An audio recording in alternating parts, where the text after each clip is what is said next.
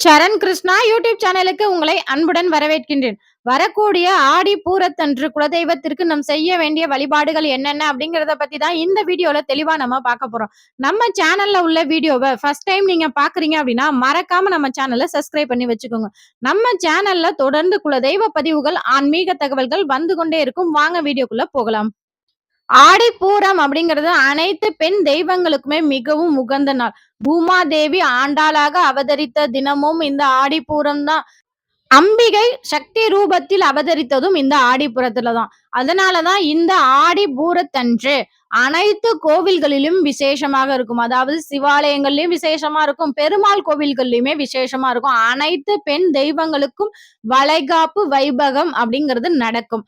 ஆனா நம்ம குலதெய்வ கோவில்ல உள்ள பெண் தெய்வங்களுக்கு என்ன நடக்கும்? நம்ம போனாதான் அங்க ஏதாவது விசேஷம் நடக்கும். ஒரு சிலர் குலதெய்வ கோவில்லயே ஐயர்கள்லாம் வச்சிருப்பாங்க. அவங்களுமே சாதாரண பூஜைகள் மட்டும்தான் நடக்குமே தவிர, ஆடி பூரத்திற்கு குலதெய்வத்திற்கு அந்த அளவுக்கு செய்வாங்களா அப்படின்னு கேட்டீங்கன்னா, ஏன்னா குலமக்களாகி நம்ம சொன்னாதான் அவங்க செய்வாங்க. இப்ப ஒரு சிலர் கேட்கலாம், அப்ப பெண் குலதெய்வங்களுக்கு தான் இந்த ஆடிப்பூரம் விசேஷமா? ஆண் குலதெய்வங்களுக்கு விசேஷம் கிடையாதா? அப்படின்னு கேட்டீங்கன்னா, ஒரு சில ஆண் குலதெய்வங்கள் தம்பதி சகிதமாக காட்சி கொடுப்பாங்க. ஐயனார் இருப்பாங்க. அவங்களோட மனைவிகளா புஷ்பராணி, புஷ்பகலா அப்படிங்கிற தெய்வங்களும் இருப்பாங்க.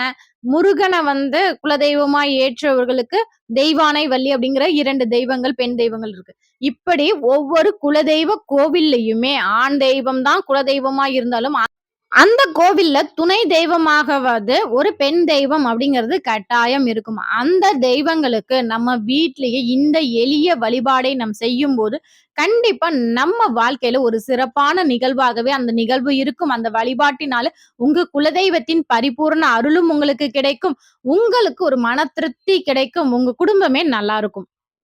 ஒரு சிலரோட முக்கியமான கேள்வி என்ன அப்படின்னு பாத்தீங்கன்னா, ஆடி பூரம் அப்படின்னாலே நல்ல வரன் அமையணும், குழந்தை பாக்கியம் கிடைக்கணும் அப்படிங்கிறவங்க தான் ஆடி பூரம் வழிபாடு செய்யணும் அப்படின்னு நினைச்சிட்டு இருக்காங்க. அது முற்றிலும் தவறான ஒரு விஷயம் தான். நம்ம குலதெய்வத்திற்கு இந்த ஆடி பூரம் வழிபாடு செய்யும் போது அந்த தெய்வத்தை நம் மனம் குளிர வைக்கின்றோம். ஒரு தெய்வம் மனம் குளிர நமக்கு ஒரு வழிபாடு நம்ம செய்யும் போது நமக்கு மட்டும் இல்ல, நம்ம சந்ததியினருக்கே இந்த வழிபாட்டு பலன் நமக்கு கிடைக்கும். அது மட்டும் இல்ல, எந்த ஒரு குடும்பத்துல இந்த ஆடி பூர வழிபாடு நம்ம செய்யறோமோ அந்த குடும்பத்துல வர சந்ததியினருக்கு திருமண தடை மற்றும் குழந்தை பேரு தடை அப்படிங்கிறது இருக்கவே இருக்காது. அதற்காக தான் குலதெய்வத்திற்கு இந்த வழிபாடு நம்ம செய்ய போறோம்.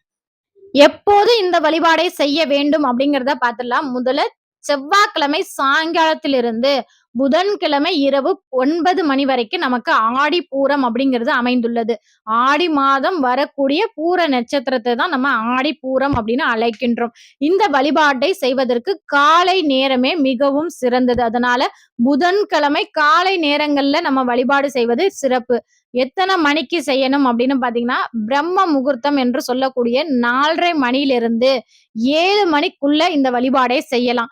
இல்லைங்க அவ்வளவு சீக்கிரம் எங்களால செய்ய முடியாது அப்படிங்கிறவங்க, புதன்கிழமை காலை 9:15 இருந்து 10:15 வரைக்கும் நல்ல நேரம் இருக்கு. அந்த நேரத்துல நீங்க செய்யலாம்.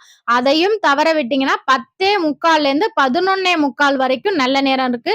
இந்த நேரத்துல உங்க வழிபாடை செஞ்சுக்கோங்க. இந்த வழிபாட்டிற்கு முதன்மையான பொருள், முக்கியமான பொருள் என்னன்னு பாத்தீங்கன்னா, கண்ணாடி வளையல். எப்படி செய்யணும் அப்படின்னு பாத்தீங்கன்னா, ஒரு மணப்பலகை வச்சுக்கோங்க. உங்க குலதெய்வ படம் வச்சுக்கோங்க. இல்லைங்க எங்கள்ட்ட குலதெய்வ படமே இல்ல அப்படிங்கிறவங்க கூட உங்க குலதெய்வத்தை மனதார வேண்டிக் கொண்டு நிறை சொம்பு நீர் வைத்து அதை சுற்றி வளையல் வைத்துக்கோங்க. வளையல் வைத்து, என் குலதெய்வமே, என்னுடைய தெய்வத்திற்கு நான் இந்த வளையலை சமர்ப்பிக்கின்றேன். என்னுடைய குலதெய்வத்திற்கு, என்னுடைய பெண் தெய்வங்களுக்கு நான் வளைகாப்பு செய்கிறேன். என்னால் முடிந்ததை நான் செய்கிறேன். இதை நீங்க தாராளமாக ஏற்றுக்கொண்டு எங்கள் சந்ததியினரை ஆசீர்வாதம் செய்யுங்கள் என மன்றாடி மனமுருகி வேண்டுங்க. உங்க குலதெய்வத்தை வேண்ட வேண்ட கட்டாயம் உங்க குடும்பம் நல்லா இருக்கும். படம் வச்சிருக்கிறவங்க வளையல் மாலையாவே படத்திற்கு போடுங்க. போட தெரியாதவங்க வளையல் வாங்கி வச்சுக்கோங்க. எத்தனை டஜன் வாங்கலாம்னா குறைந்தது 11 வளையல். அதிகபட்சம் உங்களுடைய விருப்பம். வாங்கி வச்சுக்கோங்க. உங்க வீட்ல சின்ன குழந்தைங்க இருக்குன்னா, அந்த சைஸுக்கும் நீங்க வளையல் வாங்கி வச்சுக்கோங்க. பெரிய ஆள் சைஸுக்கும் வளையல் வாங்கி வச்சுக்கோங்க. வளையல் வாங்கி வச்சுட்டு, மனமுருகி நிறை சொம்பு நீர் வைத்து வழிபட்டாலும் சரி, படம் வச்சாலும் சரி, வழிபாடு செஞ்சுக்கோங்க. அன்னைக்கு குலதெய்வத்திற்கு நெய் தீபம் ஏற்றுங்க அல்லது இலுப்பை எண்ணெய் தீபம் ஏற்றுங்க. ஒரு மண் அகல் விளக்கு நீங்க ஏற்கனவே பயன்படுத்தின விளக்கா இருந்தாலும் சரி, புது விளக்கா இருந்தாலும் சரி, ஒரு மண் அகல் விளக்கு ஒண்ணு ஏத்திக்கோங்க. குலதெய்வ படத்துக்கு முன்னாடி வளையல் மாலை சமர்ப்பித்துருங்க. சமர்ப்பிச்சுட்டு முதல்ல விநாயகர் அகவல் அல்லது விநாயகர் காயத்ரி மந்திரம். ஓம் ஏகதந்தாய வித்மகே வக்ரதுண்டாய தீமகே தன்னோ தந்தி பிரசோதயாத் என விநாயகரோட காயத்ரி மந்திரம் சொல்லி ஒரு பூவ விநாயகருக்கு சமர்ப்பித்துட்டு, நான் செய்யக்கூடிய வழிபாடுகளில் எந்த ஒரு இடையூறும் வரக்கூடாது விநாயகனே, நீதான் எங்களுக்கு பாதுகாப்பாக இருக்க வேண்டும் முதற் கடவுளே அப்படின்னு சொல்லி வேண்டிக் கொண்டு, அடுத்து உங்க குலதெய்வத்திடம் மனமுருகி வேண்டிக்கோங்க. உங்களோட வேண்டுதல் எதுவா வேணாலும் இருக்கட்டும். இல்ல உங்களுக்கு திருமண பாக்கியம், குழந்தை பேரு எல்லாமே நல்லபடியா அமைஞ்சிருக்குன்னா, அந்த தெய்வத்திற்கு நன்றி சொல்லுங்க.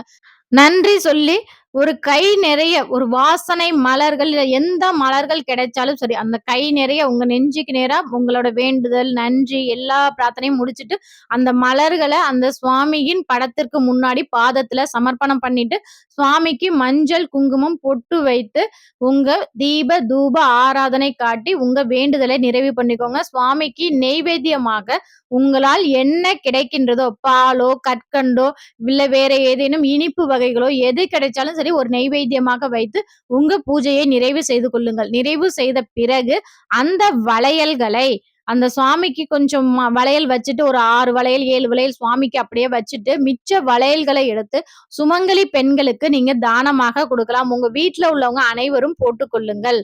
அவ்வளவுதான். இந்த வழிபாடு ரொம்பவே எளிமையான வழிபாடு. இல்ல உங்க வீட்டுல இன்னுமே சரியா கல்யாணம் ஆகாம வரன் தட்டி போயிட்டு இருக்காங்க.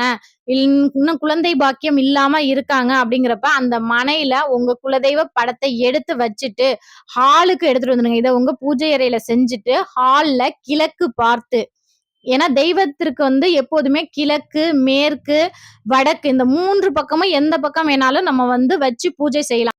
தெற்கு பக்கம் பார்த்தவாறு நம்ம விளக்கேற்றுவதோ பூஜை படங்கள் சுவாமி படங்கள் வைத்து பூஜை பண்ணுவதோ அதை தவிர்த்து கொள்ள வேண்டும்.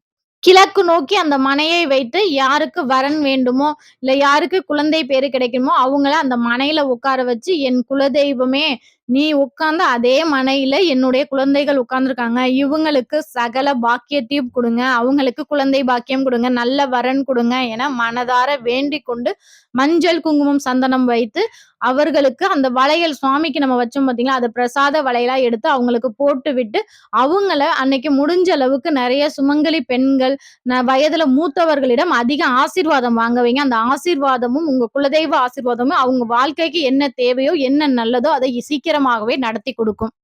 இது ரொம்பவே எளிய வழிபாடு தான். இதற்கு நிறைய வளையல் வாங்கிட்டு வைக்கணுமா? எங்க வீட்ல யாருமே வளையலே அதிகம் போட மாட்றாங்க. பசங்கள்லாம் அதிகம் வளையல் போட மாட்றாங்க அப்படின்னாலுமே, நீங்க உங்களுக்கு தேவையான வளையல வச்சுட்டு, மிச்ச வளையல எடுத்துட்டு போய் ஒரு கோவில்ல வச்சு கூட அங்க உள்ள சுமங்கலி பெண்களுக்கு நீங்க தானமா குடுக்கலாம். ஆடி பூரத்தன்று வளையல் தானம் குடுப்பதும் உங்களுக்கு ரொம்பவே நல்லது தான். இது அனைத்தும் செய்து பாருங்க. இது எளிய வழிபாடு தான். செஞ்சு பார்த்தீங்கன்னா தான் உங்களுக்கு தெரியும். நல்ல நல்ல பலன்கள் உங்க வீட்டுக்கு வரும். நிறைய மன நிறைவு கிடைக்கும். உங்க குடும்பம் ரொம்பவே சந்தோஷமா இருக்கும். கண்டிப்பா இது அற்புதமான எளிய வழிபாடு. எல்லாரும் செஞ்சு பாருங்க. கை மேல பலன் கிடைக்கும்.